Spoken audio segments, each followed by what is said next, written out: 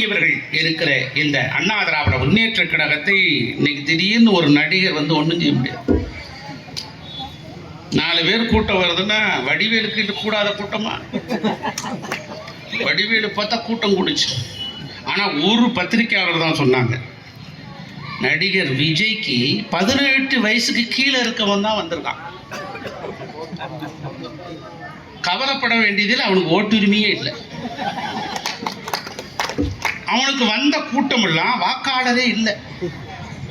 அவன் யார்கிட்ட போய் வாக்கு கேட்கறது? அதுவும் ஃபுல் போதையில தான் இருக்கான். நடிகர் சிவாஜி கட்சி ஆரம்பிச்சார் தெரியுமா? சரத்குமார் மிட் நைட்ல ராத்திரியில கனவுல வந்து பாஜகவில் கட்சியை சேர்த்துட்டார். கமலஹாசன் மக்கள் நீதி மையம், வலதும் இல்லை இடதும் இல்லை மையத்தில் போய் அறிவாலயத்தில் போய் சரணடைஞ்சு கீழே விழுந்து. ரஜினி கட்சி ஆரம்பிக்கிறோன்னு ஆரம்பிக்கல, கமலஹாசன் கட்சி தொடங்கினார். இந்த அமமுகன்னு ஒரு கட்சி இருந்துச்சு. அவன் சொல்றான் வந்து, நான் தான் சொன்னேன் அது ஒரு கறிக்கோழி, அது தின்னு கொழுகொழுன்னு வளரும், குஞ்சு பொறிக்காதரான்னு. ஞாயிற்றுக்கிழமை கறிக்கு பிராய்லர் கோழிக்கு வாங்கிக்கலாம் அப்படின்னு என்ன கண்ணா பொண்ணான்னு திட்டினானுங்க. கடைசியில் இன்னைக்கு கறிக்கோழி ஆச்சா இல்லையா? அவன் சொல்றான் அன்னைக்கு எடப்பாடியாரை முதலமைச்சர் வேட்பாளராக இல்லை என்று சொன்னால் என்டிஏ கூட்டணியில் இனியும் ஒண்ணா நீயே இல்லை ஓடி போயிடுறார். சிவாஜி கட்சி தொடங்கி நடத்த முடிஞ்சதா?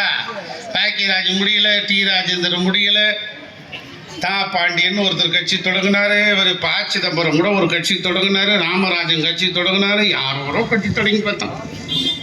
லேட்டஸ்டா வந்து சிவர் தான் நம்ம கட்சி தொடங்கினார். யாரு? நம்ம கமலஹாசன். இப்ப விஜய் தொடங்கியிருக்கார். அவர் கேட்கிறாரு, பல கோடி ரூபாய் சம்பளத்தை விட்டு விட்டு வந்து உன்னை யாரு வர சொன்னது? யாரு வர சொன்னது? ராஜமாணிக்கம் கூப்பிட்டு கையெடுத்து கூப்பிட்டு தயவு செய்து வந்துருங்கன்னு கேட்டாரா? செய்திகளை உடனுக்குடன் தெரிந்து கொள்ள கீழ்கண்ட கேபிள் மற்றும் டிடிஎச் நெட்வொர்க்குகளில் எம்நாடு செய்தி தொலைக்காட்சியை காணுங்கள். பாதகம் செய்பவரை கண்டால் நாம் பயம் கொள்ளலாகாது பாப்பா. மோதி மிதித்து விடு பாப்பா, அவர் முகத்தில் உமிழ்ந்து விடு பாப்பா. அண்மை செய்திகளை உடனுக்குடன் தெரிந்து கொள்ள இணைந்திருங்கள் எம்நாடு தொலைக்காட்சியுடன்.